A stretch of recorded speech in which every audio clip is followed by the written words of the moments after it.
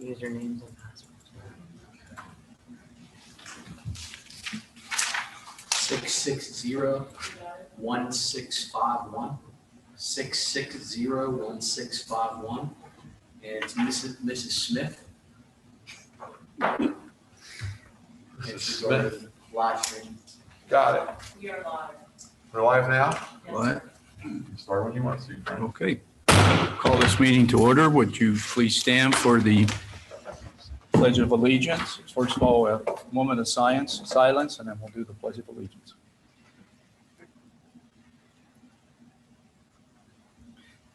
Pledge allegiance to the flag of the United States of America and to the republic for which it stands, one nation, under God, indivisible, with liberty and justice for all. We have a roll call of members. I can take care of that for you. Mr. Baker, Here. Mrs. Breen, Here. Mr. Francis. Here. Mr. Haw, Here. Mr. Hoover, Here. Mrs. Irwin Adams, Here. Mr. Johnson, Here. Mr. Cruz, Here. and Dr. Malloy. Here. Thank you. Okay, I'd like to announce that we had an executive session on Thursday, October 1st to discuss legal issues. And at this time, we would hear from citizens. So do we have any citizens that want to speak to the board?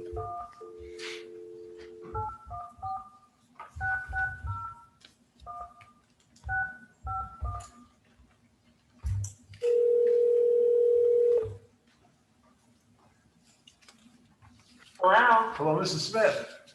Yeah. This is Dr. Preetel. You are speaking to the Altoona Area School Board. Hi, how are you? Good. Good. Please state your name and This is Brenda Smith. I live in the Eldorado section of Altoona. And I'm calling because, first let me thank you all for what you do. I'm not really calling to complain. In a sense, I am. I'm calling to ask if you guys could possibly look into live streaming the girls' volleyball game. we are working on that as we speak. I believe today's was live stream. Well, all the parents right now, we're conversing back and forth through a group chat. In order to do that, we have to pay $69.99 and get a membership, or $10.99 a month and subscribe to be able to watch it. No, you're going through the vendor. It's on the district's YouTube channel. Okay, I wasn't aware of that. Nick, can you fill in the blanks for me, please? I know where the district YouTube channel is. No, but I'd like him to make it so that everybody will hear who's listening. We've Okay. we've started Altoona Athletics YouTube channel so that we can run a stream of all the sporting events, so that parents and spectators can obviously see the students playing sports. If you just go to YouTube and search for Altoona Athletics, you'll be able to see the mountain lion icon, and then just hit subscribe. And every time a sporting event goes live, you'll have a notification. Okay. The other thing we'd ask is to really make that work the best. We need approximately 1,000 subscribers. We'd really appreciate it if parents who are interested in getting their sports through the Altoona Athletics YouTube channel, that they would subscribe to that channel, because when we hit 1,000, it'll be much easier for us to get those events on the channel and stream them live. Okay. While I have you on the phone, is there any talks of allowing spectators, or I know State College is now allowing, I have a friend that their child goes to State College, they're giving each child for indoor sports 2 passes for the parents. Right now, that's part of the discussion tonight. The thing at this point is what we're allowed to do with the governor's reinstalled edict, or what we're not allowed to do. So we're going to be talking about that this evening. So the volleyball is going to be live streamed, then you're telling me, via the YouTube channel for the school district. Altoona Athletics Altoona Athletics YouTube channel. And that's every single game, even the away game. I don't know about the away games, but There's our a home link games. on There's a Facebook. link on Facebook. All you have to do is click the link and it'll take them right to it. There's a link on Facebook. If you click that link, it'll take you right to the Altoona Athletics page for the YouTube Okay. channel. Okay. I don't know, away games would be, I'm just concerned because I was told that the games were gonna be live streamed. My husband works 2.5 hours away, and the other night he had to drive home and drive back because it wasn't live streamed. And I didn't understand why, if most of the other sports were being live streamed, why volleyball wasn't, that's all. I do not know what it is. I can't tell you. I know football is, but I don't know about other sports at this point. I do know that it's a Title IX violation for it not to be. I have no idea how Title IX plays into that, to be honest with you. I just know that, that we are streaming the girls volleyball, and I think and I don't know if we're streaming soccer or not. Are we streaming soccer? Yeah, I think. But that's at Mansion because we had the setup there. The reason we weren't streaming volleyball was not because, it was simply because of the fact we didn't have the ability It to was do it. because of the junior high Wi-Fi. I was already told that. And that's why I didn't go to Phil because I know he had no control over any of it. And I think he does a good job with athletics, so I don't have any complaints for him. But I was just concerned as a parent, of course, most parents want to see their kids play. Exactly, absolutely. Yeah. So now they should be streamed. I go to the district Facebook page, click on the link, and it'll take you to the Altoona Athletics YouTube channel. Please subscribe to the channel. I believe the threshold's 1,000. Is that correct, Paula?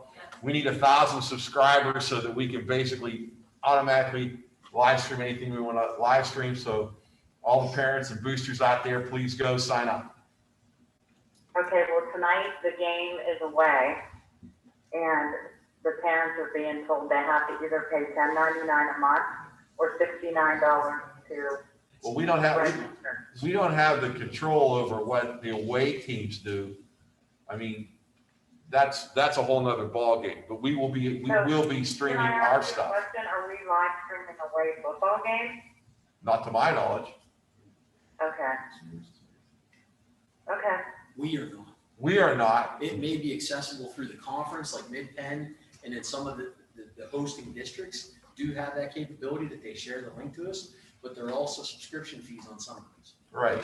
We are not streaming the away games. The host school may be streaming it, but there also may be fees involved. I know that we have an agreement which got us certain pieces of equipment at Mansion Park. Our students have the ability to stream to our YouTube channel, but if it goes anywhere else, you have to pay that fee because you're going through the company who paid for all the equipment. And So that's is there a possibility that we could invest in a booster or something for the Wi-Fi? Or it's my understanding the girls are gonna start practicing at the high school this week. Is there any way that the games could be held there since the Wi-Fi is better? we're still finished. Well, first of all, we are going to be streaming in the junior high. We have that solved. So that won't be an Okay. issue. Second of all, we're still finishing up with the construction in the A building, and hopefully we will be having games in the A building soon. One step at a Okay. time. I just got it in the gym today. Okay, thank you very much. I appreciate it. You're quite welcome. You have a good evening. You too. Bye-bye. Any other citizens addressing That the was it. board? That's it? Okay, next is a special presentation by Reynolds. Okay, good evening. This is Mike Arnold. Can you all hear me? Thanks, Mike. Okay, great. Okay. Yeah, I'm going to share my screen, provide our normal update for you all.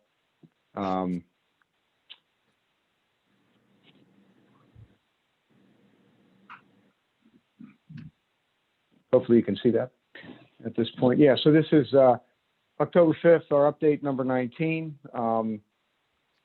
A lot of work is continuing, and we're starting to see the light at the end of the tunnel, but we've got a little bit more to go to get us where we need to be. Give an update on progress and schedule as normal, financials and considerations, and then we've got some photographs actually some aerial photographs that were taken on Friday that are up to date on how progress is moving. So as far as the field house addition is concerned, the bridge extension is underway, and that, as we've reported before, is tracking to a December 31st finish. Essentially, we're in the final, just backing up a little bit, we're in the final 3 months of what we would call construction activity, October, November, December, and then January and February has been allocated for closeout, which is kind of wrapping up punch list and operations and maintenance manuals and just closing out the prime contractor. So we are, after a long journey, starting to head down to the finish line. So again, the field house bridge extension, we've got some photographs of that. We can show you the science labs are completed.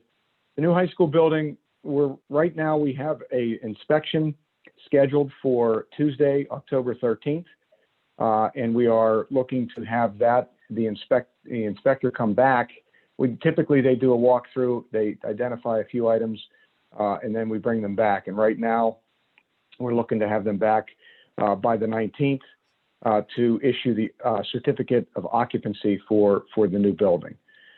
This has been delayed a couple of weeks from the last time we reported the various items, mostly relating to material deliveries that were impacted by COVID. It has been a bit frustrating for all of us in that the information that we acquire back and forth changes quite a bit. Some of that is just because of the unknowns associated with the pandemic. But we had a really good conversation with Joe Orr today, indicating to him that we really need to achieve this certificate of occupancy next week. And he's gonna do whatever it takes to make sure that the inspector is satisfied and we can move forward. Basically, in the balance of the field house, we're into the punch list phase. We've got some corridor painting that's ongoing, and of course, the demolition of the existing high school continues, which will be followed by the field work. Kind of covered a lot of what I just said is here, but in the new high school building, there's a good bit of activity. There's linear ceilings going up, kind of working our way out the front door. Flooring is going down on the first floor. The outside, the main steps are being poured, I believe, on Wednesday. Some of that area right out in front, the flat concrete work, is being poured tomorrow. So that's starting to dress up following the removal of the lifts that are in the auditorium, which should happen in the next week. The main entrance will go on, and just continue to wrap up some loose ends there. The two areas that will follow will include the auditorium. There's still a bit of work in that area. There is a delivery of the seats coming the middle of next week. And then in the music areas, there's a delay on the ceiling panels, the acoustic ceiling panels, again, due to COVID manufacturing disruptions. And we are awaiting the receipt of those panels in the next week and a half. Those are really the main items that are lacking that we need before we can finish up. As far as the financials are concerned, not a whole lot of change from last month. As you can see, the variance in the contingency still have a balance of $744,000. So overall, project financials remain good, and we continue to review any changes that come in and make sure that they are being processed. As far as the pay applications are concerned, as you can see, cost of all bids was around the $74.5, and we've paid to date about $69.5. So there's about $5 million left for the balance of the work, and we discussed the status of the contingency fund as well. As far as considerations, obviously right now the push to wrap up the building, the overall schedule, just kind of navigating through the COVID-19 impacts. We continue to be focused on schedule meetings for occupancy with the district as far as furniture move-in, and again, coordinating the inspections. I did fail to mention that there's an elevator inspection that is scheduled for the 14th, and they'll be out as well. So moving along in that regard. Some of the aerials that we were able to take on Friday can give you a kind of a sense of the overall footprint of what's going on. That obviously is the site, the demolition site of the existing building B. This gives you a little bit better view of the entrance, and you can see the formwork for the main entry stairs, the gravel being dispersed for the concrete at the main entry there, and you can also see the parking lots, the islands that are in the parking lots. There's been some of the plantings are starting to occur as well, and you can see the bridge and the bridge extension as well through these aerial photographs. Inside, second floor lobby, you can see the linear ceilings, and I do understand that a few of the board members, or many of the board members, had an opportunity to walk through a little while back. There has, obviously, you can see some progress being made even from that walkthrough. Here's lobby terrazzo and the TV studio. Here we have the corridors and the large group instruction corridor area. You can see the finish materials. Here is the small group instruction area with the seating in place now. Closer shot of the main entry stairs that are being formed at this time, and of course the entry on the right there. Also, these next two photographs identify the bridge extension. The steel work is now up, and the decking is down, so that is moving along well. Inside A building, the assistant principal's office and the new biology room turned over. And then some of the photographs of the existing B building in the demo. They are looking to start to get this area to level ground so that we can start to prepare for the fields in November, back half of November and into December. So that's where we are at this point. Again, a lot of work being done. Obviously not as fast as anyone would like, but we're heading down, to the finish line here shortly. So any questions for Gary or myself? You state that you're going to have an inspection on October 13th for an occupancy permit. Is that correct? Yeah, the inspector is visiting on Tuesday the 13th. He'll be walking through the second and third floor with eyes on really finding anything that needs to be wrapped up at that point. And hopefully there isn't much on those two floors. And then we'll walk him down through the first floor to show him where the progress is. And then we'll choose a date, hopefully that Monday, the 19th, to bring him back. At that point, the stairs, the main stairs will be poured. Railings are one item that in some cases we may have temporary railings up so that we can get that occupancy permit, because some of those have been delayed. And he'll be pointing out items that are required for an occupancy permit, and keeping in mind that not everything has to be 100% done in order to obtain occupancy, but we have to have all life safety, means of egress, things of that nature, and obviously safe passage while we finish up, some of the details in the punch list. Okay, my real question is, on the night after the 19th, we get the full occupancy permit. We can put students in both those buildings? Once you have an occupancy permit, yes. Okay, That's so that's a That's- time specific then.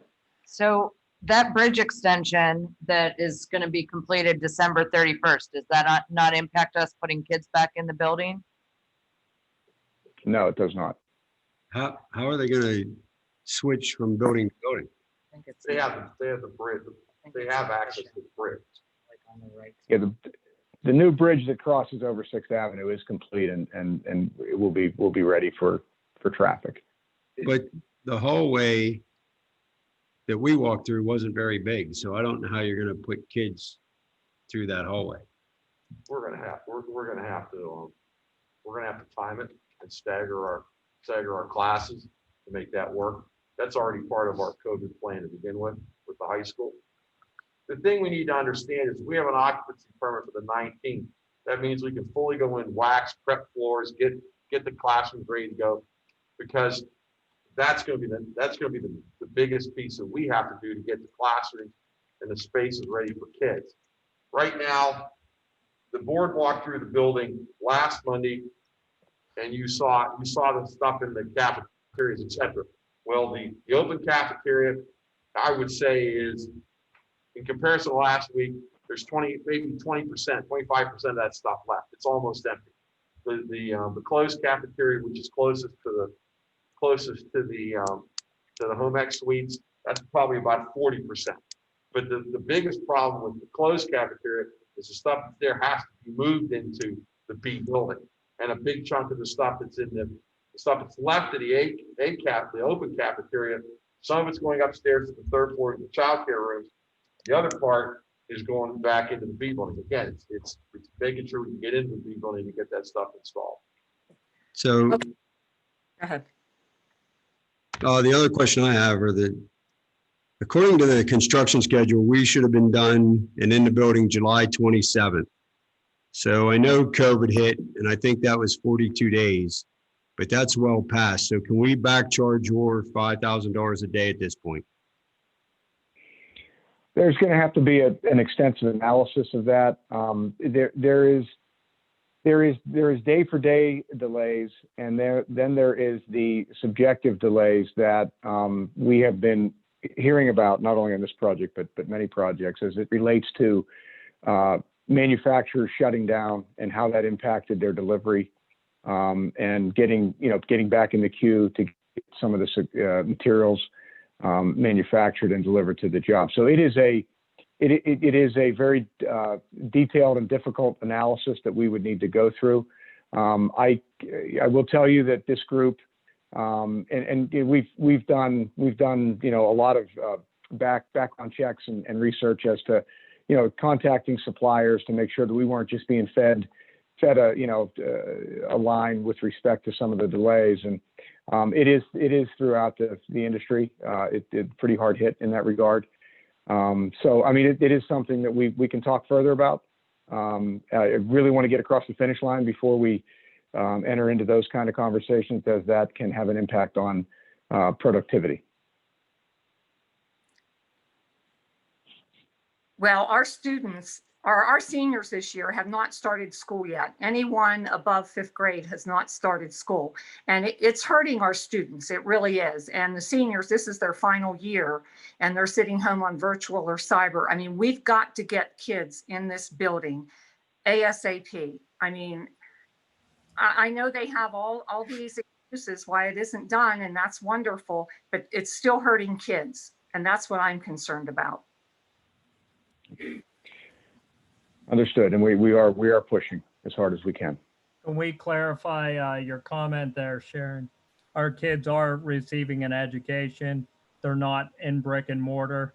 So they are receiving an education. So what you said was they are not, and they are receiving an education. I said we are hurting our kids. They're on cyber or virtual. They want to be back in the classroom. This is their senior year. They're losing out on that senior year face-to-face with their friends. Talk to some parents. They want those students back. I talk to parents every day. Well, that's good, because they're telling me they want their kids back in school, and it's hurting our kids. I didn't say they weren't getting an education. They're getting virtual and cyber, and that's not what they want. So back to my question. I guess I'll have to ask the attorney, how do we go about being reimbursed for this? Because I understand there's delays, but I don't want it just to disappear either. Well, I think you heard Mr. Gibson comment on an extensive analysis that would need to be undertaken for the different types of delays and things that brought them about. So you would start by directing them or getting more information from them on how to conduct that analysis to see where potential delays might arise. So is it in the contract that it's not up to us for them to have their materials? Are we covered that way? Or is it like, I know you don't know the contract, but based on contracts, is that their responsibility to have? There's typically some provisions addressing delay, but there's also provisions addressing the circumstances, extraordinary circumstances, force majeure clauses, like beyond their control. And I'm guessing that that's what he's referencing in terms of the degree of analysis that would be necessary. I also think he wanted to comment. Do we have him back? Mr. Gibson. Yeah, I have a question too. Since there was a construction timeline, and since we know there was at least 42 days attributed to COVID delays, did any of the contractors at any time request a change order to extend beyond that?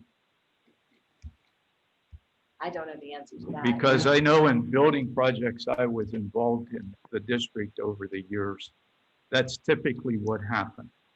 And the other thing is real quick, I know when kids do finally enter, it's going to be some time before the bridge is completed.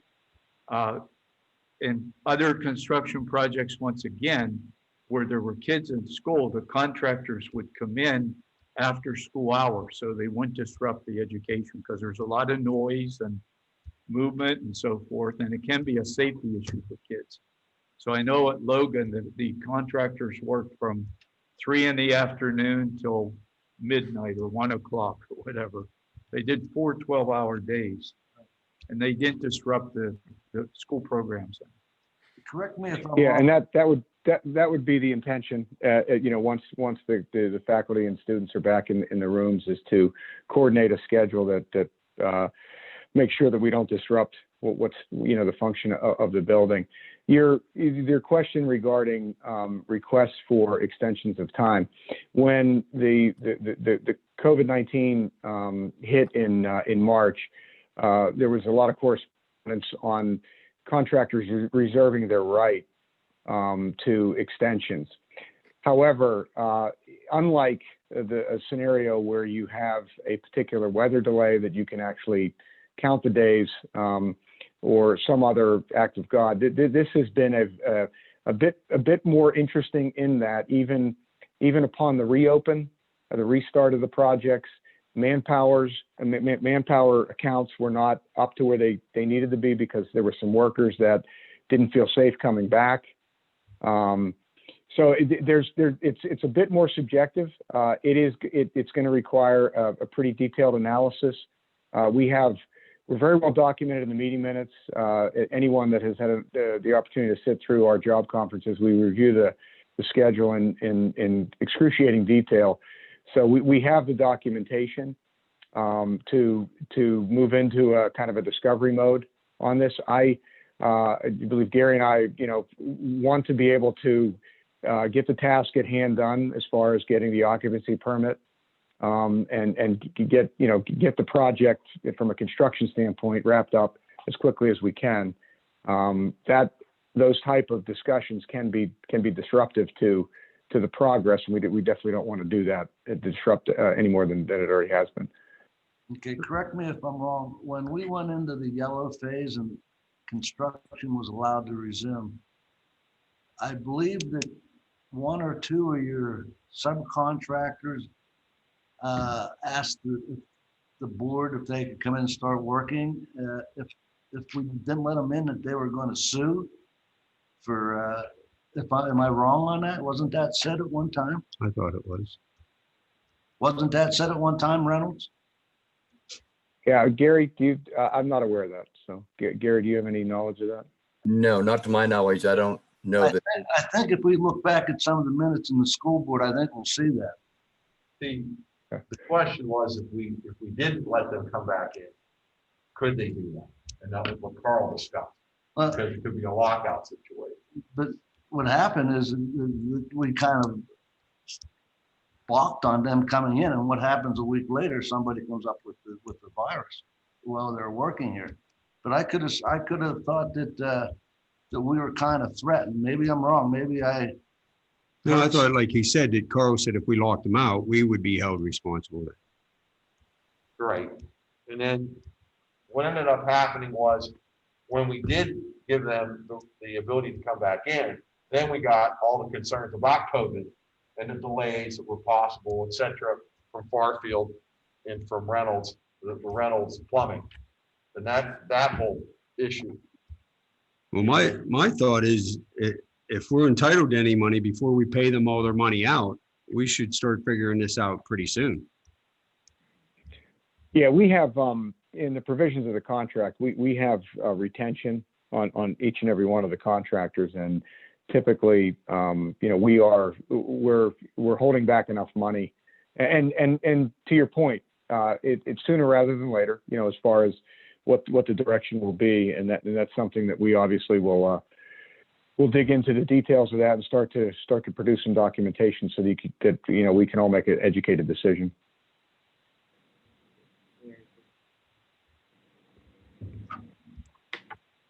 Okay. Any other questions? Yes, this is Ron. When that, Hey, Ron. the B building's tore down, you got them stone in there for the foundation. They're on, 5th Avenue and on 14th Street. Are those stones staying there? Those stone there the size of a refrigerator? You talking about the retaining wall? Retaining wall. Yes, that's staying. Okay, they're staying there.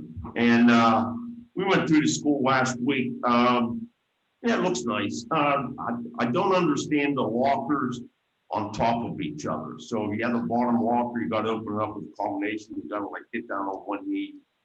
I don't understand that, but it is what it is. And in front of the field house, the cement is cracking. I don't know if that's a architect error or a contractor error, but it's going to have to be taken care of. Ron, this is Gary. That is being addressed.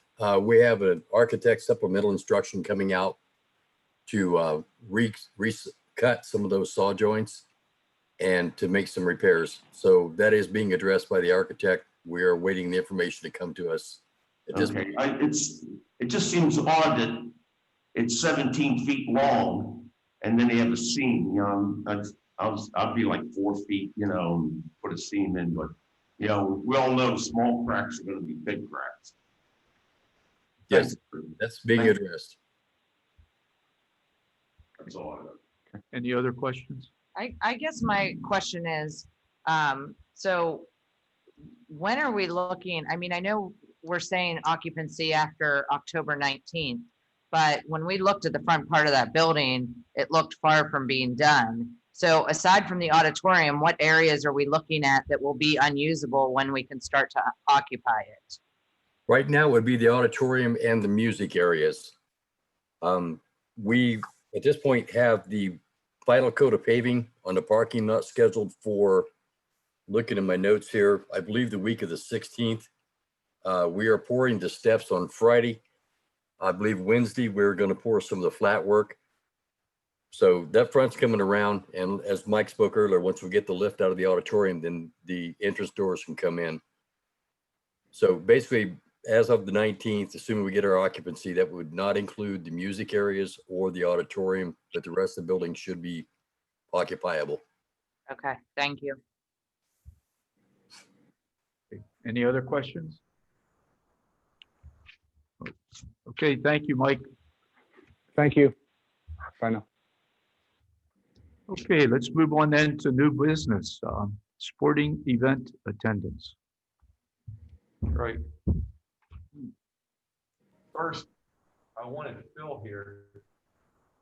Can we get him to zoom in? I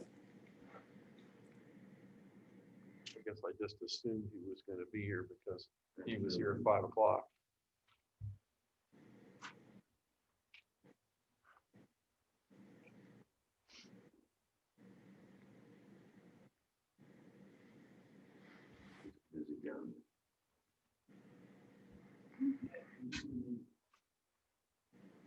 Still need the link from Paula.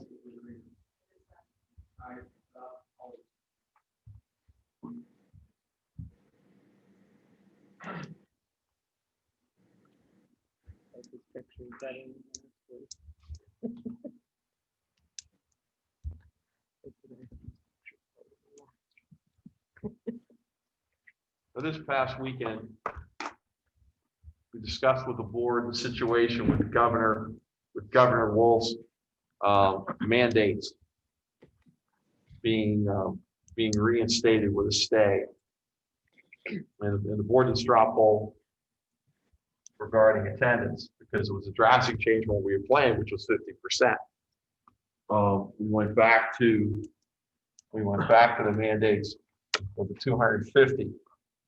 The And the only caveat was that we would, if the governor were to change his allotments or his percentages, we would then make a jump, then we would automatically expand the attendance to match whatever his edict was. I mean, that's what the board, that's what the board agreed to in the straw poll on Friday.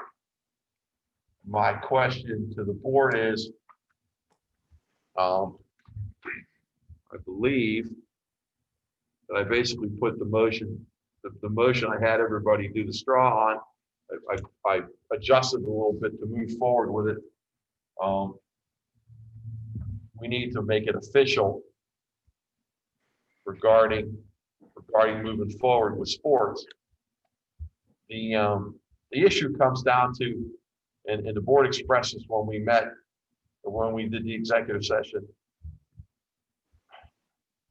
The issue, no, it has nothing to do. It has to do with the fact that being legal and being able to ensure the district, identify the district if we were to violate the governor's mandate or order. And when we contacted CM Regent was, they basically said, you can't violate the 250. If you violate the 250, if something happens COVID related, the district would be held fully liable, which was not a situation that anyone on the board or myself would want to step into. So that said, what? Fills in. Okay. The question is, like, we have senior rec coming up this Friday. We have, where does the board want to go with this? I know where the board wants to go, and I think the board would be unanimous to say we want to open it up. But at the same time, I don't think we want the legal headaches of violating the governor's order. So, Phil, can you give us an update from your sources as to what you see out there? Well, the rumor is that the governor's going to release and go to 20%. But again, we heard that same thing 2-3 weeks ago from them. A lot of schools this past rumor, a handful of schools this past weekend did stay the status quo because it was too short of notice. Moving forward, I can tell you tonight, even though there's 25 people in a facility for volleyball, Chambersburg called today and said we were allowed 2 people in per parent or per athlete. So it's still a little bit out there on how much people are really following this or not. The Mid-Penn put a survey out today. I did not get those survey results yet as of the time we started Athletic Council.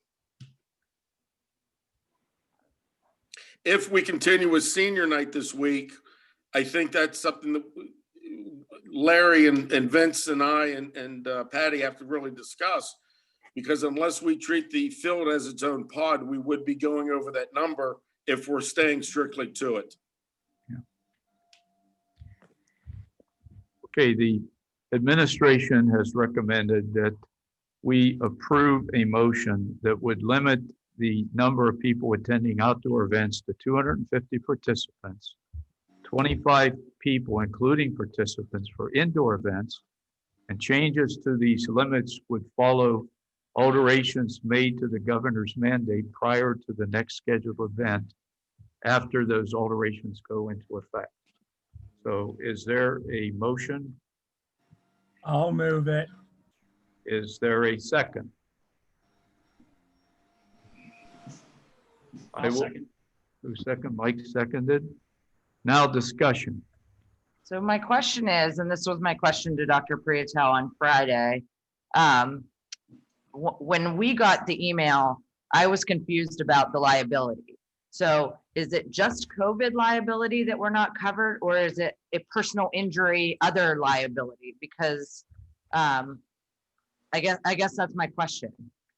I didn't speak to the carrier with regard to that specific conversation, but my understanding was it's COVID liability. I think somebody, or Carl, may have given the example of somebody falls down and you've abided by all the standards of care that are in place for just structural stability and access from the public, then you would have coverage there in a general liability perspective. I think that the understanding was that it would be relative to claims that for COVID, but I was not a part of the conversation and so I just want to make that caveat that I'm not exactly sure what.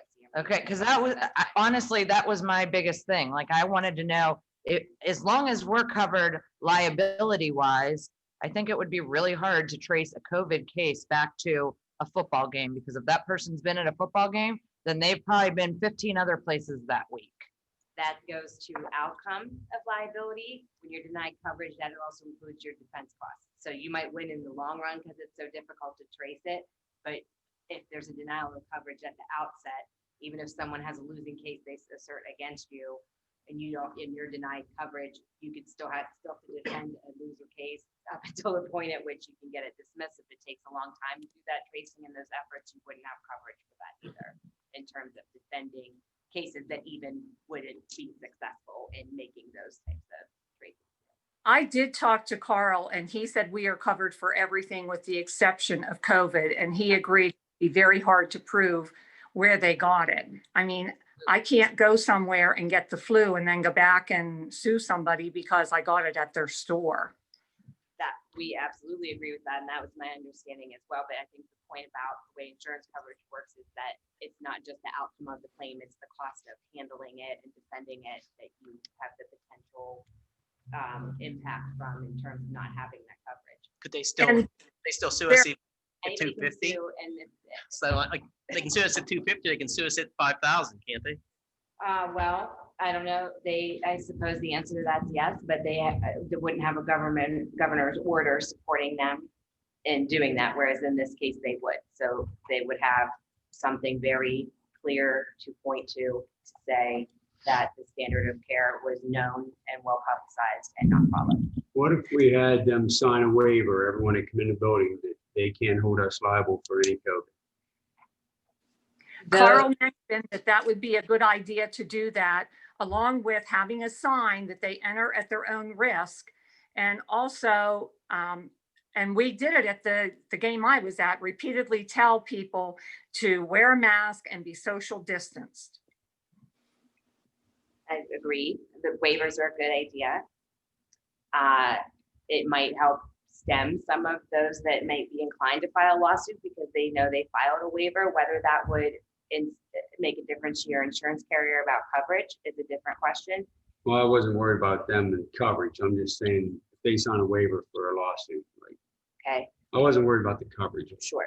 And once again, that still goes to the distinction between the outcome, like they lose because they assume the risk.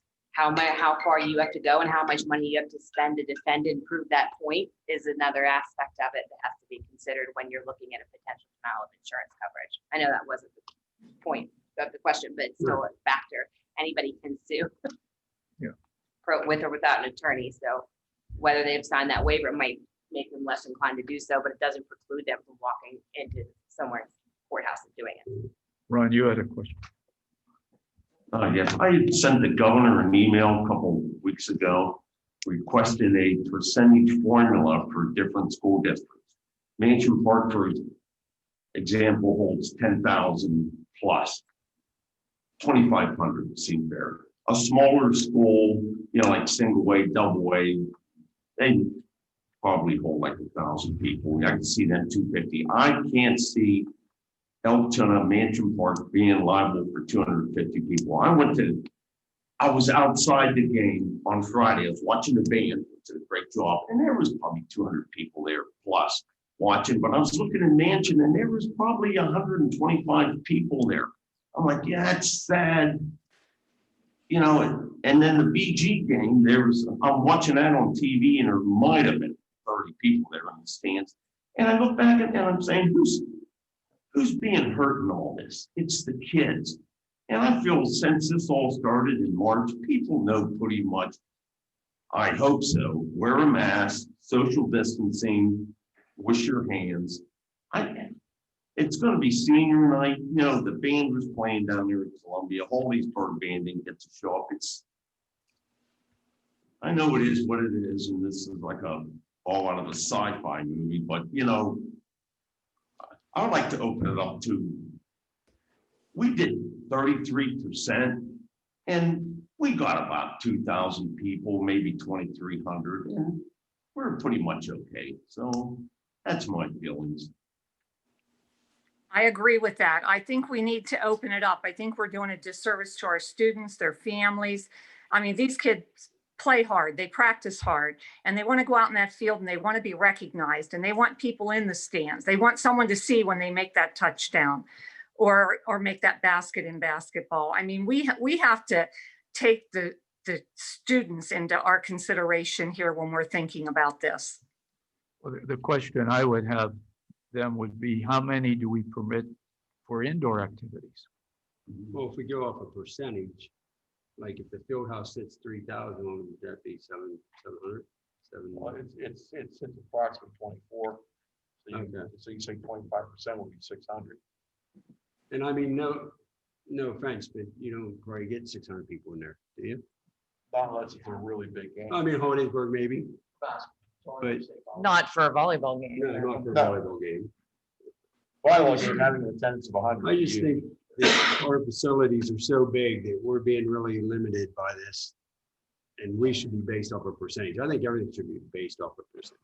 Well, my biggest struggle on Friday also was that it's not like we were bringing a team in from 2 hours away. These are people that live and work in our same community, and we're interacting all the time with these people at the grocery store, at work, so I think it was a real shame that we couldn't open it up on Friday and that he came out with those regulations then. So, and I mean, I agree with Ron there. I mean, I know it's not school district property, but from what I understand, I wasn't there, but there are people shoulder to shoulder watching the band around Columbia Park. And I mean, they could have been social distance inside the stadium. Well, the comment I would have too, I understand where people are coming from. When you have a child playing a sport, you want to see them. And it's also a safety issue to having the parent there. The only thing that I think would counter that argument would be the NFL, the Major League Baseball, the college football. They limit their participation to those numbers. Now, I watched a game from Texas, Dallas, and they did have fans in the stand, and it was very limited. But Steelers, you saw no fans. They were following those governor guidelines. And I just wonder what we do by also saying, well, okay, we know the rule, but we think differently. We don't have to follow it. And it may not be covered for COVID. Okay, what does that mean? I don't know, maybe nothing. But it is a rule, and I know personally as a senior citizen, I wouldn't attend an event. That would be my choice. You could have 50% or 60% attendance. It wouldn't matter, because my choice would be not to attend an event where there's a large group of people. So it is a matter of choice, personal choice, even no matter what rule you set. But there is a current regulation saying you shouldn't have more than 250 in an outdoor event, and they're canceling events all over the state because of that, and also 25 at an indoor event. So, I mean, that's just where I would be coming from on this issue. Yeah, I agree. But, I was at the doctor's the other day, and we had a discussion on this. And he told me some of his patients knowingly go in his office had to have COVID. And the only thing that he said saved them is the mask. So, and also that there are kids, excuse me, that are going to school and their parents know they have COVID. A kid will drive to a certain school, put ice on their head, go in and beat the thermometer. So, I agree. I felt terrible for those fans from both Elton and Hollidaysburg last week, and and I was swayed by Carl's decision. You better watch yourself, and I agree with that. Let's have somebody sign something. This is senior night. I'll go 20%. I think that's fair. It's 2,000. And I think that's fair. I think it'd be enough that the senior parents and grandparents can at least see them play. But if you're going to exceed the government limit, what does it matter if it's 20 or 33%? 33% gets a nice crowd that is, I think, safe. They can social distance. There's plenty of room in that stadium. And it gives the students an opportunity to play in front of fans. Did you hear the statement that the governor may go 20%? I did not. I'm actually in Colorado right now. There was a statement the governor may go 20%. So, and that's the case, you're not violating anything. And I think 2,000 people is a pretty good crowd. And plus, who knows who's up to the plan this week? Chambersburg. How many people are come up from Chambersburg? They're not gonna bring back that. Okay, we have any more discussion? We do have a vote. Is Bill still on the call or not? I can't. Yes, I'm here, Mike. Bill, what for information, what are other District 6 schools doing? Well, this past weekend, you saw some did open. I saw some pictures of some stadiums that they had fans in. Like I said, I'm waiting for the results back of the survey of the Mid-Penn. I can tell you this past weekend, indoor State College allowed 2 parents per student. Chambersburg tonight for volleyball, 2 parents per student, and those are inside events. So it's still a little bit all over the place, but I think you're seeing more and more wanting to open up. Well, we have a motion with a second to look at the administration's recommendation to limit this to the governor's guidelines, 250 outdoor, 25 indoor, with the idea that if those mandates change, we would adjust the numbers accordingly. So just to be clear, you wouldn't have to meet again, but if it expands those 20%. to 20% or allows pods, this motion would let you're authorizing the superintendent to be able to move forward with that as soon as it's adopted or announced. Sorry, I'm sorry. Yeah, go ahead. No, I think we should just set it at 20 or something so that the parents can get in, see senior night. So I'm not taking the risk that I trust the government. Well, let's then vote on this motion, and we'd have to have another motion. My question is actually for the solicitor. So what is the recommendation? Like, I mean, Dave, you often say, talk to the experts. I'm not an attorney. So, I mean, what is your feeling? If the solicitor's opinion is the order states what it states, and there really isn't much question about it, and it's in order, and then there were some questions raised that we were following very closely about whether, because what happened, you'll recall, is the decision by the appeals court restored the order after it had been struck down. So there was some question about, will it be enforced? Will the governor take the position that it's still in place? And that's what we were following very closely, with maybe some hope that there'd be a sign of flexibility. And then it was definitively answered on Friday when he made an announcement saying it's going to be enforced. It's enforceable against all sports this weekend. And so there really was not much room to give you any opinion other than that, as much as it pained us to do so. Okay, thank you. And so before we vote, then my additional comment is, I like to defer to experts in these kinds of matters. I would love to have that stadium open and have everybody in there. I certainly would, but I also feel that in some ways violating this and going against the recommendation, and also I feel in some ways, really honestly, it doesn't matter what we do. In some ways, our students kind of are pawns or currency in this kind of two sides of this argument. And I know either way we're putting them on one side of that argument by opening the stadium or not. The kids ultimately are, we use them as leverage in a way to make a statement. I just wanted to let you know, that's kind of my mindset is I'm going to go with the expert, and I want everybody to be in there, and just like I want all the students back, but I just got to be logical on this one. I think basically what my doctor was saying is, you're damned if you do, damned if you don't. And he said, have them wear a mask, social distance, and there should be no problem. I don't think there was anything that happened the first week. I think there wasn't any problem the first week. If I remember correctly, that people wore mask, social distance, and everything worked out fine. Now, I agree with the proposal that the governor says 20%, but if he doesn't say 20%, I'd like to see 20% there. So that means there'll be a no on this one. And if someone makes a motion to up it to 20%, I'll be a yes on that. So I think it's, if he does 20%, either way we win. Okay, any other comments? Wait. Well, No. no. This The motion is for the the 250. motion on the floor, if you vote yes, it would be to approve the motion of limiting the number to 250 outdoors, 25 indoor, or if there's a change in the governor's mandate, that would be part, it would be acceptable. We'd go along with the altercation. So let's do a roll call vote on it. Adam?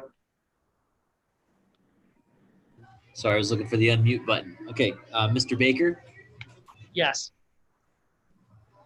Mrs. Breen, No.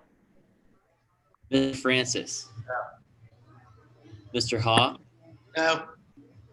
Mr. Hoover, Yes. Mrs. Irwin Adams, No. Mr. Johnston, No. Mr. Cruz, No. and Dr. Malloy. Yes. So the motion is rejected 6-3. Now, is there a counter motion to put on the table? I would like to make a counter motion that we go forward with the same amount we had at the last game when we left 33% in, because as everyone's saying, it went fine. We didn't have any problems. We don't know what the governor is going to come up with. And we need to, I think, make some decisions and let people know what we're doing. And to Mike's statement, my only question to him, he wants to listen to the expert. Is Tom Wolf the expert? He's just arbitrarily throwing numbers out there. But anyway, that's my motion. Okay, is there a second? Motion. 33%. Yes. Yeah. I'll say. Discussion? Discussion? Yeah, I got some discussion. Number one, do we have any COVID numbers right now for our area? Is anyone looking into that? Our COVID numbers are being driven right now by the Penn State Altoona campus. And We picked up over 100 last week. And they're primarily being driven by the campus. Well, I understand we had a couple students or someone at least test positive in our school district. Right, there's an incident at Marikey, where Marikey shut down, but there was siblings of one of our students at Marikey, and that student was found to be infected, and we have a classroom on quarantine. Yes. Also, have we talked to anyone at UPMC? Have we done our due diligence on this topic? Before we vote on something, I would like to know we're in the right in protecting any individuals that come in a stadium or a building. Also with that, the other thing, we're talking about the event we had at Mansion Park, not this past weekend, but the one before. I don't know what I'm allowed to divulge from an executive session, but my understanding is we weren't real keen on the fact we weren't going to say anything to people wearing a mask or social distancing. So why are we saying that like it's going to matter? Well, we did make announcements about social distancing and masks. So I was there. Sharon, if people weren't? You can only do so much, Rick. People have personal responsibility, but it was said over and over again. And we have to have a sign there that people enter at their own risk by all means. What if people come to the door? What if they come to the gate without a mask? We passed out masks, Rick. I'm asking the question. If they I didn't see anyone walking around without a mask. Well, let's go to the motion on the floor. Can I ask a question? Keep the discussion directed to that. Sharon and Ron, would you consider altering the motion to 25%. I'm thinking the governor, that's what he's allowing in restaurants. And also attaching a waiver to the motion. I thought the restaurant went up to 50%. Am I wrong on that? I thought that's. You're correct. No. You're correct. My question is about the motion we have. Since this previous motion, 3A. We have to allow public was comment. rejected, well, or if we're going at 33%, didn't we already approve that at a previous meeting? I mean, in the place of that motion not going through, do we even need to vote? Wow. That's my point, because we were already at 33. Yeah. For last Friday to follow the government. Okay, all right, understood. I just want to. Let's try to sort this out. We have a motion on the floor to approve the admission to events and limit the number to 33% of capacity. And you're proposing the person who made the motion and the second would have to amend it to say that it would require the participants, those attending, to sign a waiver and also to have signage up. I know that was a recommendation for wearing of mask and keeping social distancing. And also, who made that motion? Sharon. Sharon, And would you take that to indoor events also, the 33%? Or a different number for indoor events? Refresh my memory. What did we do in the original? Was it also indoor? Yes, we did 33 across the board. I guess my point was you're saying 33, Dave's saying 20. Can we split the difference and possibly amend it to 25? Okay. Include signage and a waiver. And I would say yes for indoor too. Yeah, I'm okay with that. Does that allow all of the parents in? Does that allow our band there? And does that allow some spectators? Yes. 22,500 at Mansion, and would that be enough? That's approximately the amount that we had at the first game, Phil, correct? 2,500. I'm sorry? So about total 2,500 or first home game? We were under that, so this would be good, but may I add one more thing, please? Sure.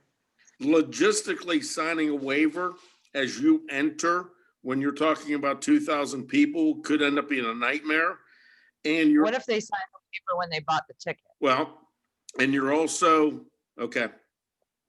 I mean, I don't know. I'm just saying. You could, but we have two ticket sellers out there that now, what if we get into, I'm not signing this, and they're left alone with an argument? Just like we did not go through the stands, we made announcements.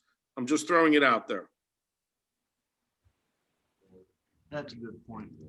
Well, I don't think we want to, I think we're doing the right thing, but we do not want to entice a confrontation. Can I come back? Can I come back? When Mike made his point and asked the expert, he wasn't talking about Governor Wolf. He was talking to our solicitor, and he was asking the solicitor for advice.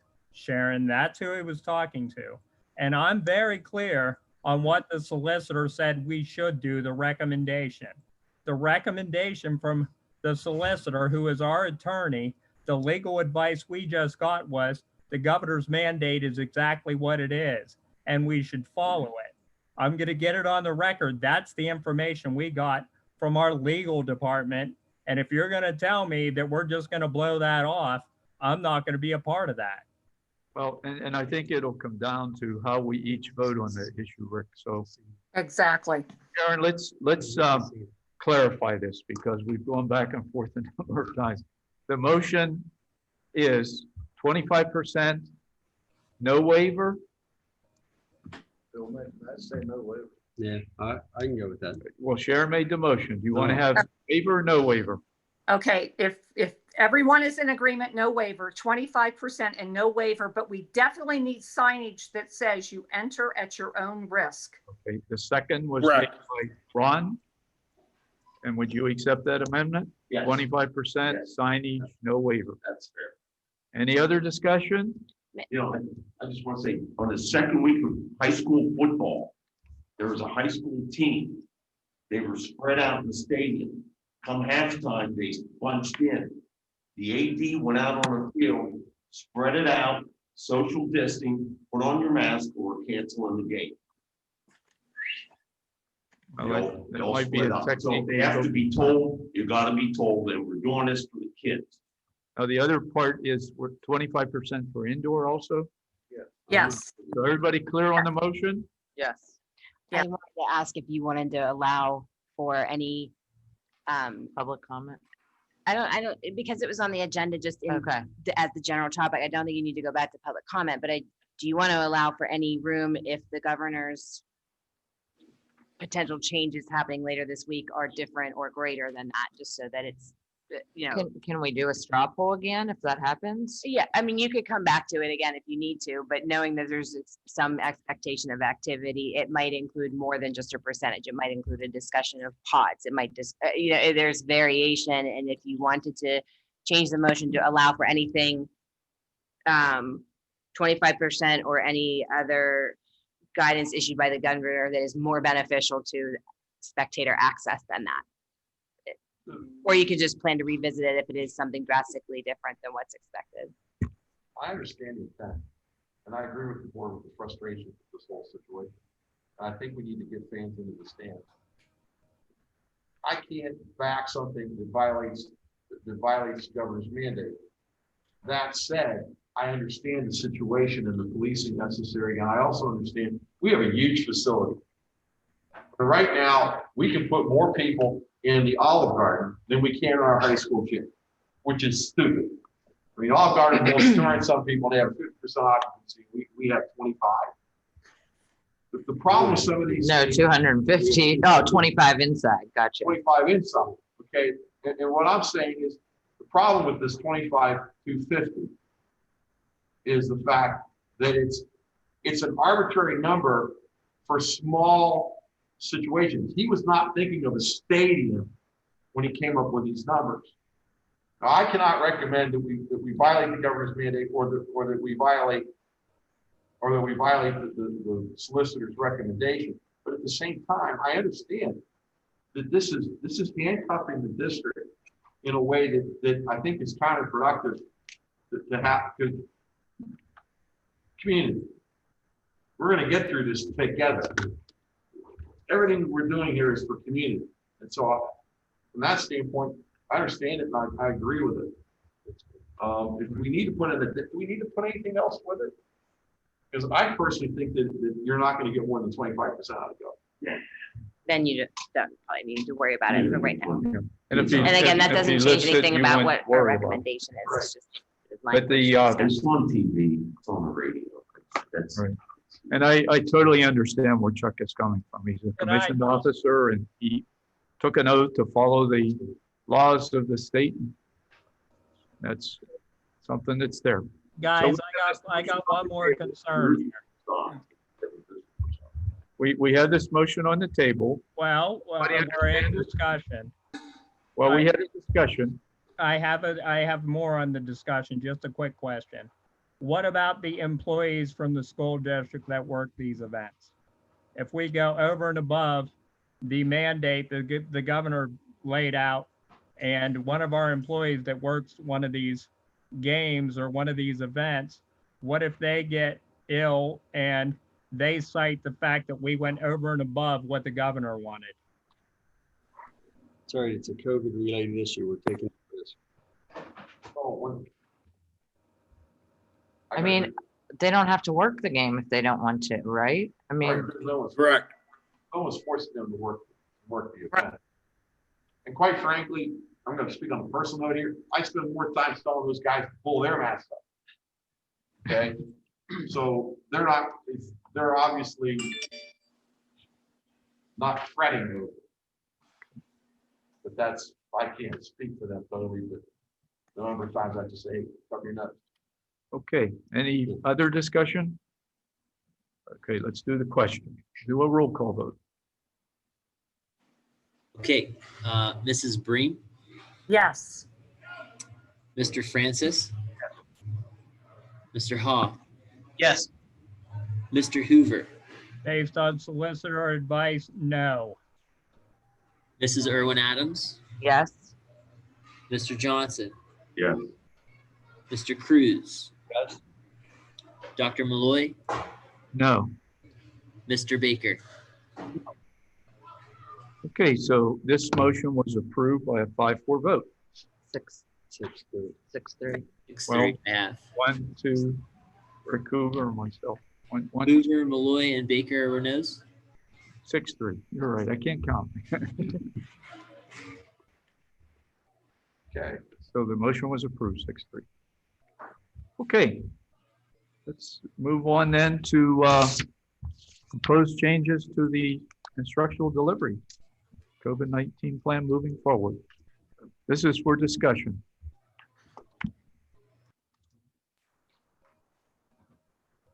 Hey, good evening. We've formulated a plan to get 25% of our students back into the building.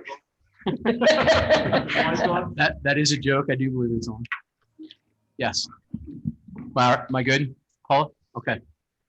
Good evening. We've taken some time over the past couple of weeks, actually since we started the school year, to start planning re-entry. I know we had originally had a plan that was put forth to be in effect through the first marking period. And we've been working very diligently along with our high school, junior high school, and elementary administration and central office to look at a re-entry plan for when that time period is up. So this evening, we would like to present and have discussion regarding our re-entry plan for all pre-K to 12.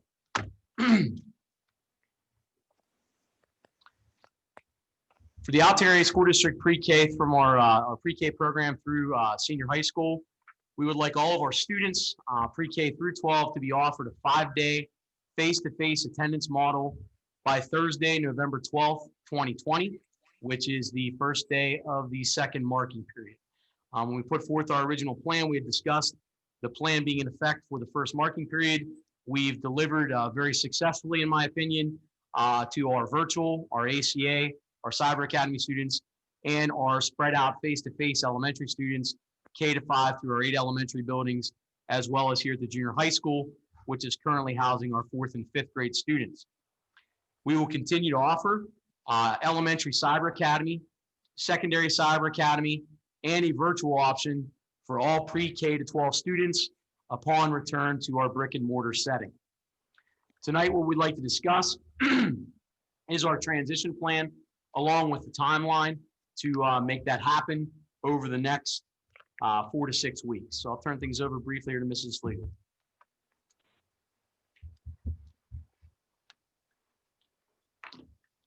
Good evening. Just to speak a little bit about elementary and the transition. Currently, we have reduced class sizes by adding substitutes to compress our classes and make them smaller. Over the next few weeks, we are going to look at transitioning and bringing those classes up to what would be a traditional class size. We would do that through the month of October, with all of those classes being back to traditional class size by November 6th. Throughout that time, while we're compressing those classes and bringing them back together, those substitutes would still be in use for coverage, and in addition for planning, training, packing, and the additional things that our teachers would need to cover their classes and be able to transition back into a face-to-face model at each elementary school in November. In service on October 30th would also be a targeted time where we would plan for instruction, professional learning, and preparation for full face-to-face learning in the elementary schools, in addition to the possibility of live streaming classes for the virtual students.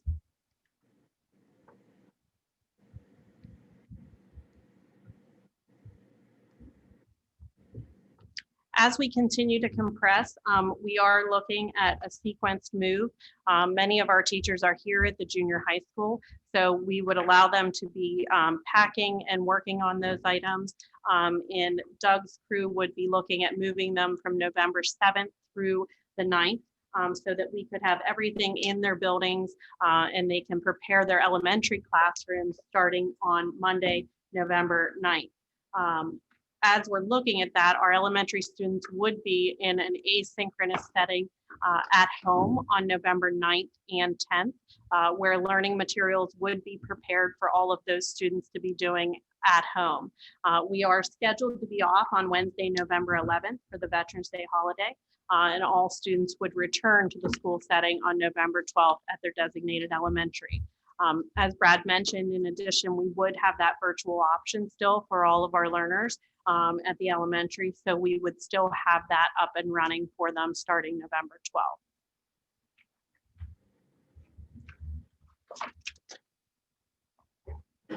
Okay, our coordinated transition for secondary. All junior high school students will have full re-entry to school on Thursday, November 12th, 2020. Continued synchronous and asynchronous schedule through Friday, November 6th, 2020. 2 days of asynchronous on November 9th and 10th, as we would in elementary. We will do likewise with our junior high school and our secondary population for those 2 days. That will allow us to bring our teachers in for setup, instructional planning, and technology professional learning for live streaming of virtual to virtual students. So virtual will look a little different for our current virtual students that decide to remain in that model. Virtual learning will be a live stream option where students will be in their normal schedule and they will live stream their classes 7 to 8 periods a day, every day of the week. So they will be receiving their instructional materials through Google Classroom, just like a normal student would in a face-to-face environment. However, they will be live streaming their face-to-face classes as opposed to being present in person through their instructional model. On Wednesday, November 11th, we'll have Veterans Day and no students will have school. That will allow our junior high school teachers those 2 days to be able to come in, reset up their classrooms and prepare to receive students on the first day of second 9 weeks, which is November 12th. For our high school, we plan on a full re-entry on Monday, November 16th, with the seniors and juniors participating in an orientation and building introduction on Thursday, November 12th. Our freshman and sophomore class orientation and building introduction on Friday, November 13th. We feel that this 2-day step-in is very important for our senior high school students, most of which have never been in either part of the senior high school, and at least half of them have only been acclimated to the A building of the senior high school. Half of their experience will be completely new. We will also be going through our scheduling process and the transitions and what that will look like in a COVID schedule. So obviously we still need to comply with our health and safety plan. We want you to move the slide. Oh, whoops, my bad. With our health and safety plan, which allows for staggered entry into school, staggered dismissal between classes, spacing out of students. Now, depending on numbers, social distancing will be a challenge. We will find and allocate times throughout the day to allow our students to have masking breaks so that they are not required to wear a mask throughout the entire day. We'll also have directional movement throughout both the A and the B building. And we do want to make sure that even though we have occupancy permits, that our building is welcoming and safe for all of our students in both the A and the B building complex. So we will continue synchronous and asynchronous scheduling through November 6th. CTC is currently tentatively planning on a full return on November 2nd. So we will have to coordinate with them a 1 to 2 week schedule for our students that are involved in the ZACTC program. We will have, just like the junior high school, a 2-day asynchronous time for our high school teachers to be able to get in, set up classrooms, do all of our technology training that we're going to need to be able to have in place for our live streaming instruction that will begin taking place on the 12th. Once again, our freshmen and sophomores will not attend school on the 13th. They will have an asynchronous day. Our seniors and juniors will then likewise have an asynchronous day on the 13th to allow for the freshmen and the sophomores to come in for an acclimation and orientation day. Teacher access to classrooms as soon as our building is ready. Our target date we had initially had said was October 15th. After we learned tonight, we're looking at permits on October 19th. So once we receive that occupancy permit, we will be requiring our teachers and having them come in to set up their classrooms, begin doing their synchronous and asynchronous education from their classrooms and preparing for full students on November 12th. Our special education self-contained populations that are currently housed here in the junior high school. Once their facilities are available and ready at the high school, we will begin a stepped-in transition for all of those programs into the high school to allow for those students to have a little bit more time to transition to their new environments. Many of those are on the first floor of the new high school, of new B building. So we want to make sure that those are safe and ready to receive those students as soon as possible, but obviously as we move into November. Some considerations for the board to consider. High school moves are contingent upon the building completion and our ability to safely have students return to both buildings. High school return does not impact the junior high school or elementary transitions, and those are hard dates that we would like to move forward with and plan for. Our October 30th, 2020 in-service day is vital. It's critical for the instructional planning and training on the live streaming of classrooms for virtual students. We'd initially planned for you tonight to show you a demonstration of K-12 synchronous and asynchronous learning. We kind of postponed that because we want you to have an idea of what it means to be a virtual student in this new environment moving forward. We do need to survey all of our students who are currently virtual to make sure, are you coming back or do you prefer to remain in that virtual environment? With the understanding that virtual education means that you will be participating in live streaming classes the entire school day. So we need for all of our parents and our students to understand what that means for them educationally and what that's going to look like before they make an informed decision. All students that are currently in virtual and cyber will be contacted and surveyed. This is going to take some time. I know that we still have not made direct contact with some families that never replied to our surveys from back before school started.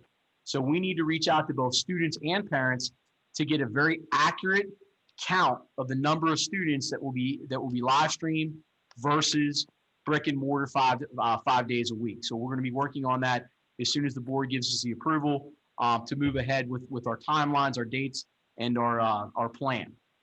Maintenance will be coordinating all material moves within the elementary buildings. That means all of the classrooms that were expanded in elementary that need to go back into compressed classrooms, and from the junior high school. So the teachers that have been occupying the 4 and 5 classrooms in the elementary need to get back into their classrooms, and our 4 or 5 teachers here need to be able to plan not just instructionally, but for physical move back into their classrooms in our 8 elementary buildings.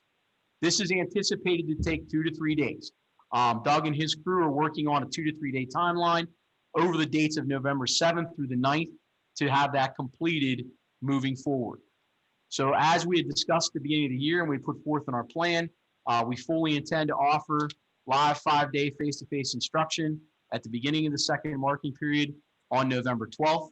Want to thank some of our board members that were present at facilities last week that had some suggestions and ideas that would be worked into our plan. So we feel very confident that over the next 4 to 5 weeks, this is a plan that we can implement in a time frame that will be doable with our instructional staff and will not be disruptive to our student learners. Questions? Do we have enough computers that if we have to go for the elementary schools, that we'd have to send a whole class home? Is there like a plan? Do you have a written plan Yes. that would happen? We have a plan. So if we have to quarantine an entire school, let's say worst case scenario. So we received 12 to 1,500 Chromebooks, Bryce, 2 weeks ago. Most of those are currently in carts that are being utilized by our 4th and 5th grade students. Our 4th and 5th grade students do not take theirs home. So we do have computers in carts that are available. And we also have computers ordered for our entire 3rd grade class, our Chromebooks. We've utilized for K to 3 right now. We've utilized iPads that we've had in inventory. They've been in carts dispersed throughout buildings, but we have those dispersed to our virtual students in K to 3, and then Chromebooks dispersed to our 3 to 5, 3 to 5 students currently. So if we would get into a situation where we had to quarantine a group of students, we do have devices available and ready for them to take home. Now, internet access and some other issues are concerns we have to look at. So we've already deployed the 100 hotspots that we had available. We proactively started looking at that a couple of weeks ago. We made arrangements to get 100 more. So we have 100 more brand new hotspots ready to be configured right now that are on site. Those were free that we got from T-Mobile. Bryce negotiated that. We're only paying for the service plan on those, which is at a reduced cost as well. So we do have a plan that if students and families need hotspot access, we do have that available as well. and their turnaround on that's only a couple of days. So it's been great. Okay. Do we have iPads for every did you say K to 3 or K to 2? K to 2, and the answer to that is no. We currently have those iPads in service in our buildings to be utilized on carts, but we also, for the students that were virtual K to 2, that was the best platform for them to be able to utilize in a virtual setting. So any K to 2 virtual student has an iPad at home. We also have iPads available, and we have carded technology that are able to be used in our buildings for students that are of that age level. At the junior high school, we have carts available for every student. We have an individual device available for every student, a Chromebook, when it's needed to be utilized by their instructional staff. Okay. Okay, so if we have to send K to 2 students home, we don't have an iPad for every one of them. Correct. If we had to send the whole district, you're correct. So what is So- that? If we have to send everyone home, we would be looking at a model similar to what we had in the spring, where we would either be utilizing instructional videos and or a combination of instructional materials that could be sent home with students. So for example, on those 2 days that we're talking asynchronous, we will spend between now and October 6th planning out those instructional materials that will be sent home with the students at the end of the day on the 6th.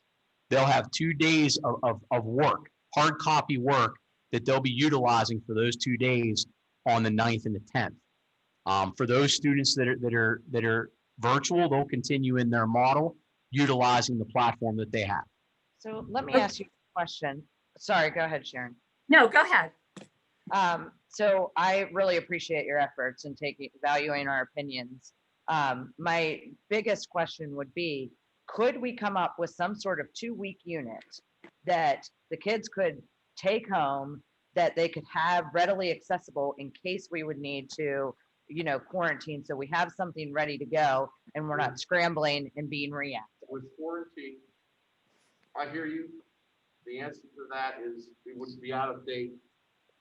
But K to 2, you can come up with a social studies unit, a science unit, and some reading activities that could be. What if they already I covered think that? it goes back to the timeliness and what we're covering in our scope and sequence with the standards.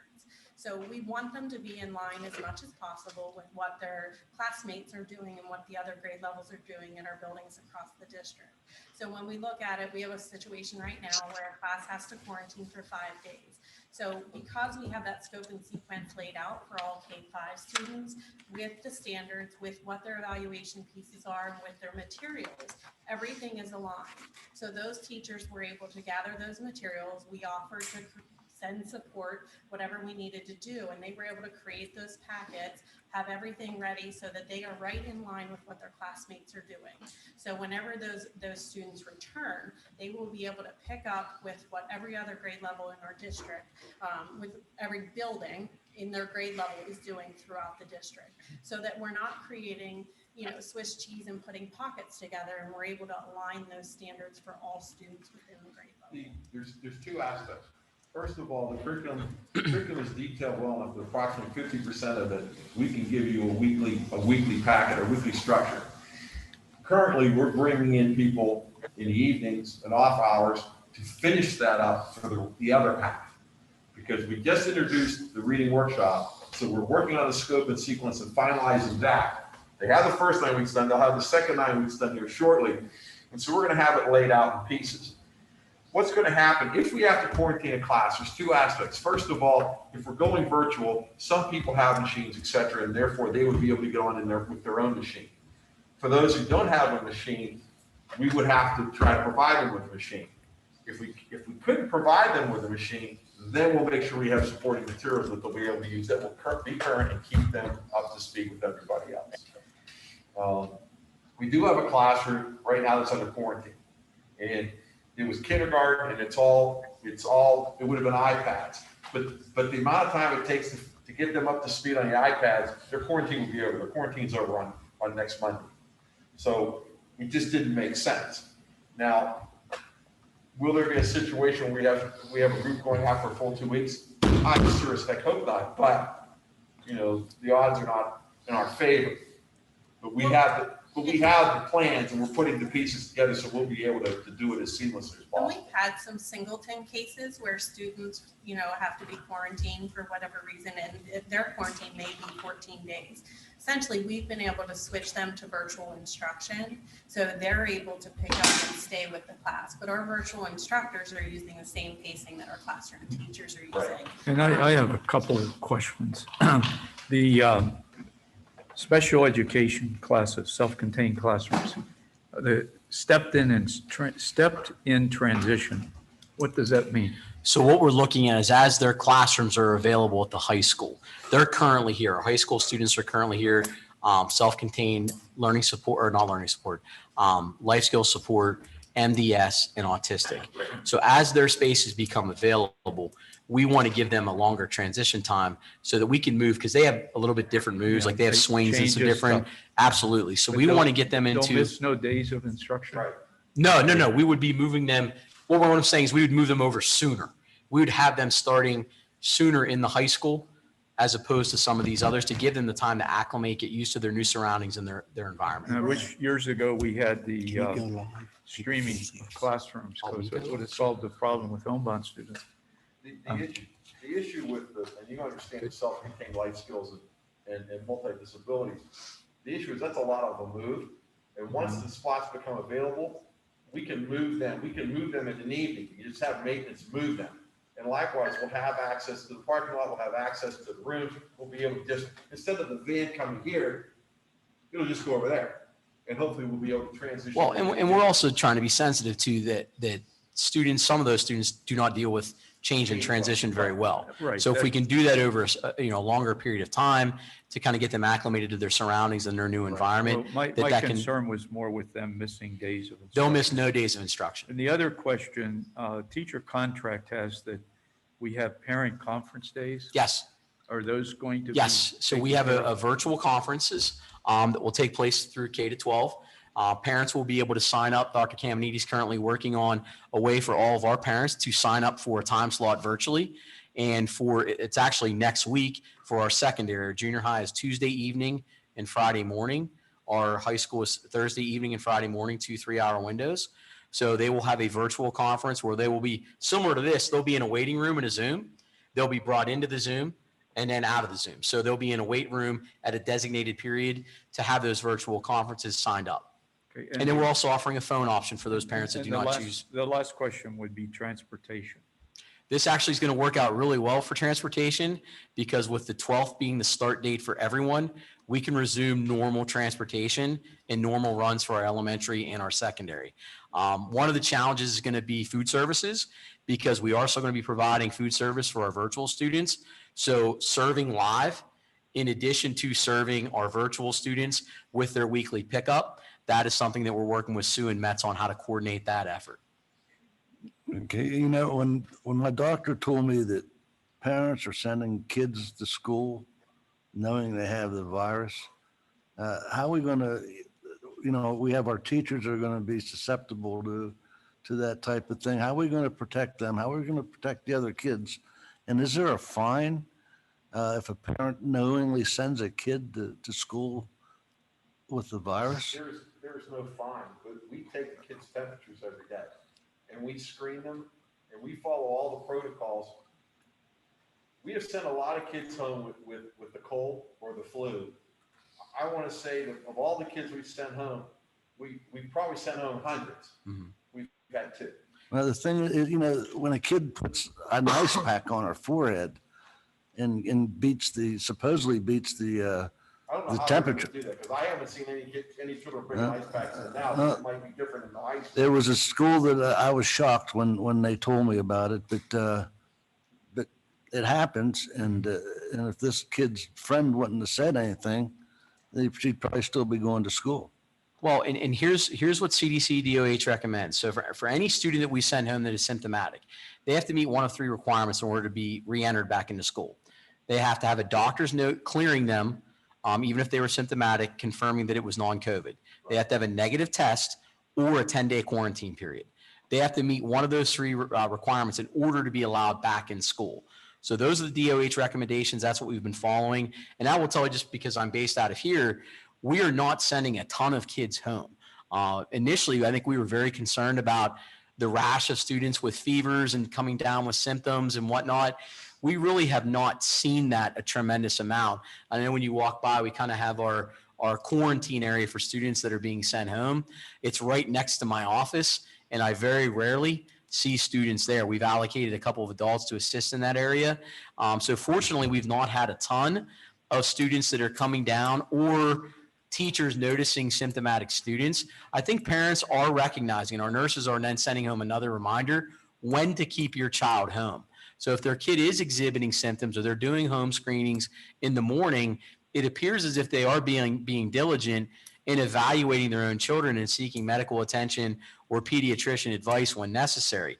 They're not being irresponsible in sending students to school with symptoms, even if they may not be COVID, but they are flu related, and we're into the flu season. So we're going to see that.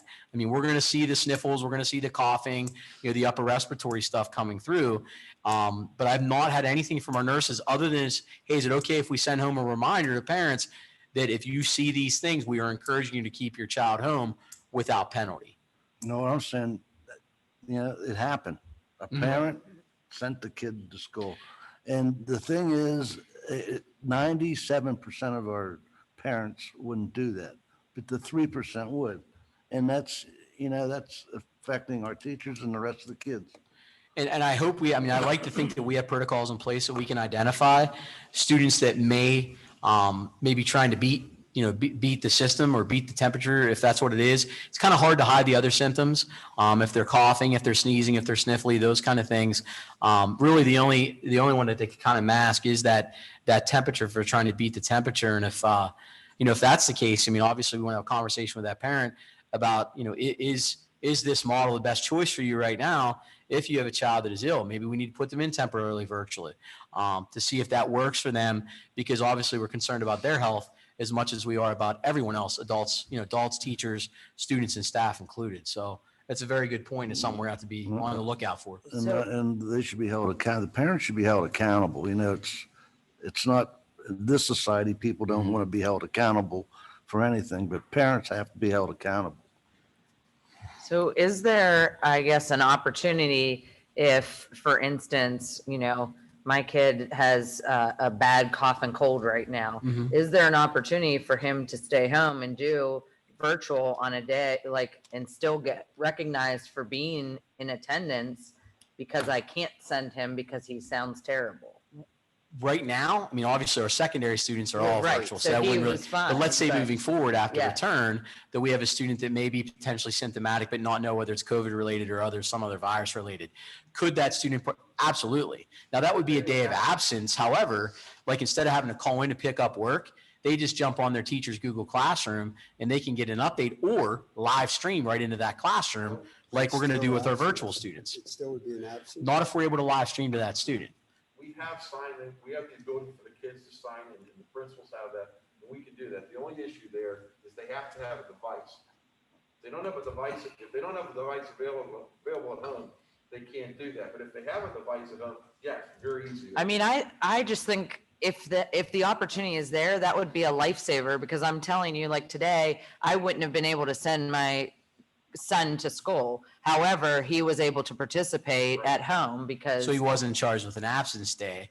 And the board already approved. We're at 20 days before we're even looking at any kind of illegal absence for a student that is non-medically documented. We also have a situation now where kids are being tested, and they can go virtual immediately, or they can go virtual if they're found to have it. They can immediately go virtual right after that. And we're giving that choice to the parents, because sometimes parents, it's a couple of days, but it'll be fine with it. And they're not going to worry, they'll catch up. But we have all these options that we put in place. It's taken us some time to get this thing built, but now it's running very smoothly at this point.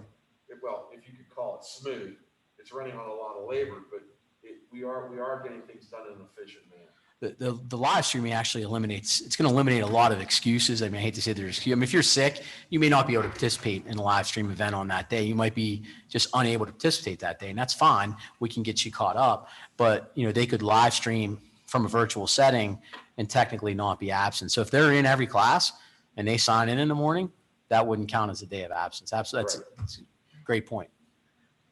What about dismissal? Is that going to be staggered in any way? I'm just thinking of those schools in the South when they reopened with, we'd have 2,500 kids in the hallway at one time at the high school. So typically, if you remember, high school dismissal was the bell rang and everyone left. Exactly. So that's why I asked. what we have planned in our plan is we have a staggered dismissal for our walkers, our bus students, and our private transport, so that will be spaced out over a period of time. Now, what we sacrifice is we're going to sacrifice a few minutes of instructional time on almost every period to allow for greater time between classes, to be able to space that out in the hallway. Directional movement in the hallways to be able to eliminate that back and forth.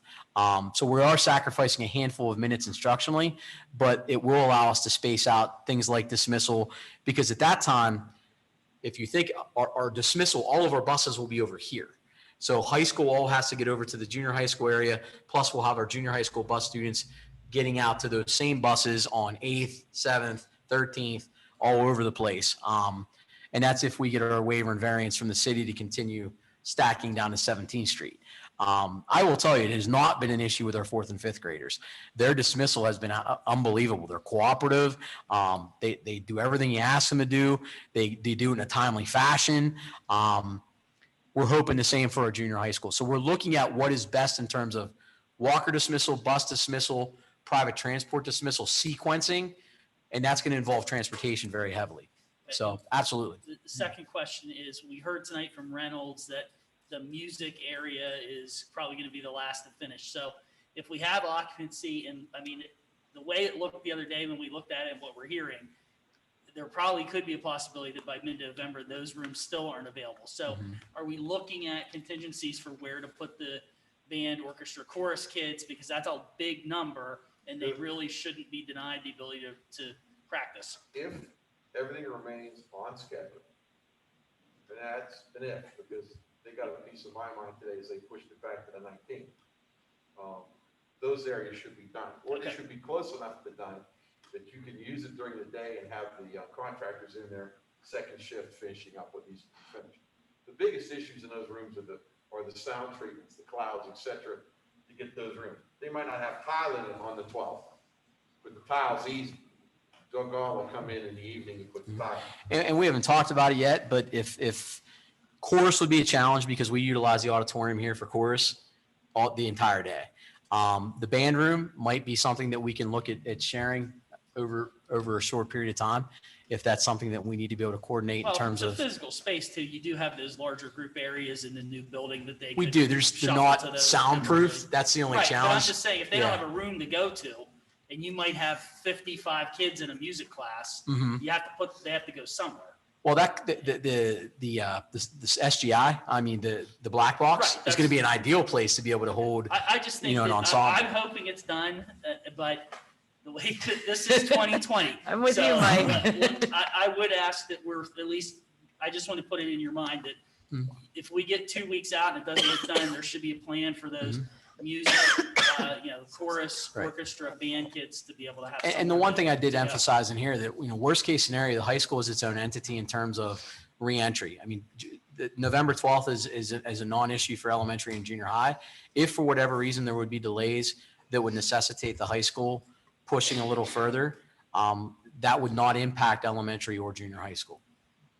Okay, on your instructional time, will we lose any money from the state? Are they going to waive the 900 and 950? We are still going to be over the hours. No, we're not going to lose. We're not losing that kind of instructional time. Okay. Like class changes, like we'd normally plan for 4 minutes, we're talking 6 minutes. So like it's an increase of that, believe it or not, that 15, 20, 30 seconds allows us the ability to stagger out the hallways. The one that we are concerned about, and you've seen it, is really the only passage between A and B is narrow. So when we have high traffic times, especially at the lunchtime, because that's right where the closed and the open cafeteria are, that will be a time that we're gonna have to monitor and make sure that we are coordinating very, very closely, because literally you're able to pass one another. That's about it. So we won't lose any subsidy reduction? No. Okay. Let me ask you a question. Would there be a possibility of allowing so many kids to move outside of the school and having our security stop traffic during. We need to pass outside. Yeah. It could be a viable option. We haven't looked at that yet, but it could be a viable. I mean, option. I'm just thinking it would allow more people to get across the street, you know. There are ways to make that work, and we would be able, because you could run them from the field house right Right, across. right. We would want to stay away from where they're constructing the new bridge, but field house area, because there is a midpoint access on 6th. We could do You hang a that. curtain in that hall, just a curtain that divides it. I mean, it'd be a one-way. It's pretty tight right now. I know it is, but that's why I said a curtain, like. I'm even thinking maybe something on the floor that just divides the floor in half that, you know, kids walking. You If stay they to the right. stay Yeah, to their stay to the side, right. right. Andy, you jump in. My recommendation would be, we're gonna have to do it like the sliders, like for so long one direction and so long the other direction. It's all Stop gonna 'em. Yeah. Because it's tight. I mean, It is. to get two people going opposite directions would be really tight. That's why I said a curtain, you ain't blowing on each other though. I mean, it'll be a little bit of a learning too. And the other thing we can do is likewise, we can change routing, because we can say that they're coming in this way, they can snake down, and then they can go out the other way. Basically, they can go down the stairs, cross, and come up the back stairs and miss that entire tight section and still cross the bridge. Well, and if the front, I mean, depending on what the front of the building looks like, if the front entry is not available, we might even be able to look at 13th Street exiting out the planetarium and using the crosswalk on 13th. We have a couple. There's entrances there. Because there It's a are good ways idea. to build a loop. So I have one question. If we get all students back, is everybody have to be masked up all day? The requirement still is that all students, everyone must be masked at all times unless you're able to practice social distancing. And at that point, you're permitted 10-minute masking breaks. Our plan right now, our recommendation is that within every 30-minute time frame, if available, we give a 10-minute masking break.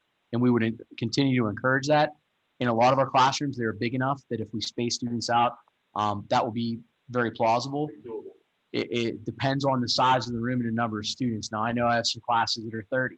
You know, if all those students come back, it would probably be very unlikely that we could give sustained, but we can build that in. You guys got to see a lot of the common areas. We have kids working on projects in those outside common areas. You know, you can limit the number of kids in the classroom where you can offer the masking breaks. And I think that's very important, just to have a positive learning environment for your kids. And that's something that I know our teachers will work diligently at to try to produce. We're gonna have monitors in the hallway. Yes, all of our the majority of our teachers are teaching 6-a-day periods.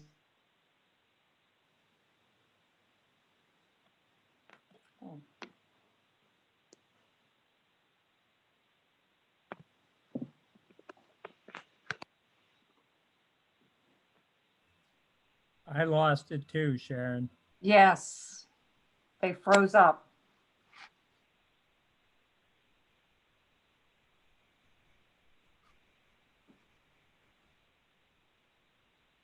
Well, hopefully they can hear us and know that we froze up.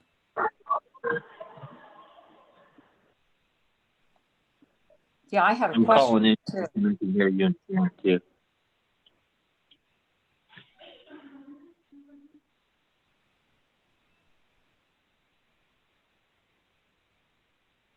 Well, Sharon, it's saying you're the host. I'm not.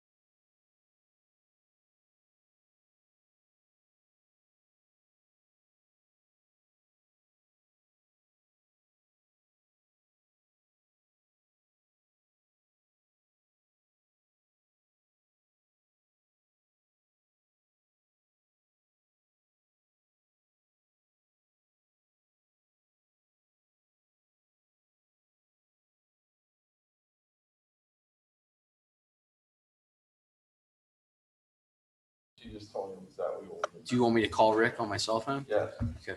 Okay, would anybody want to present a formal motion to say that we're approving the administration and staff to move forward with this plan. I'll second it. Any further discussion?